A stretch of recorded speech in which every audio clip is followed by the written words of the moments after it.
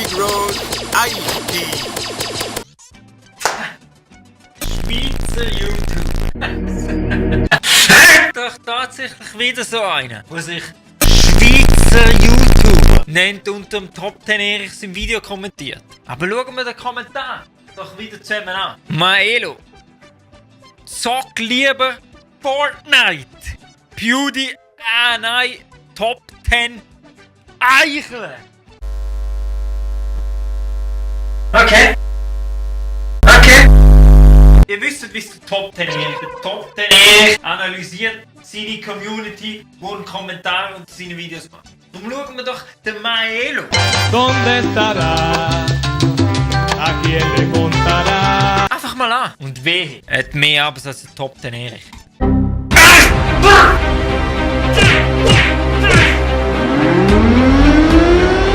Okay. Ganz knapp über dem Top 10 Erich. Maelo macht fast Top 10 Erich. Überholt auch die! Easy. Scrollen wir einfach mal durchs Profil, okay, alles 0815 YouTube-Comment. Und was im Top 10 Erich auffällt, wie kann sich ein Schweizer YouTuber nennen, wenn er in diesem Jahr erst ein Video hochgeladen hat? Maelo, bist du in dem Fall kein echter YouTuber?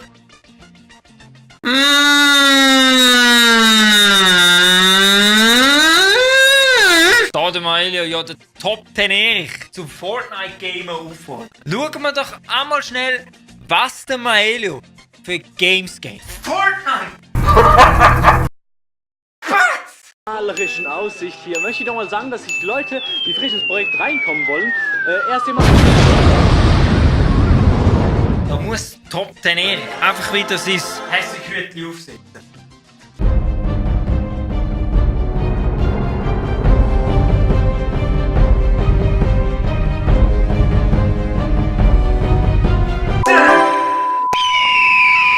Maelo, ich warte auf deine Antwort oder Herausforderung. Aber so wie ich an YouTube... Das Häppli aber! Maelo, ich warte auf deine Antwort. Aber so wie der Top 10 Erich, euer Schweizer...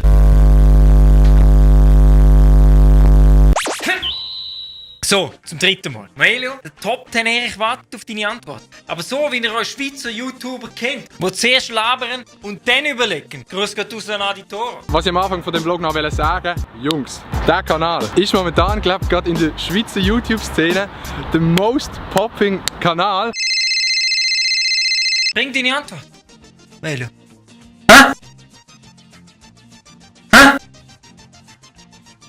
Top 10 Erich. Out. YouTuber von Schweiz, beste Kollegen, ja. Wow.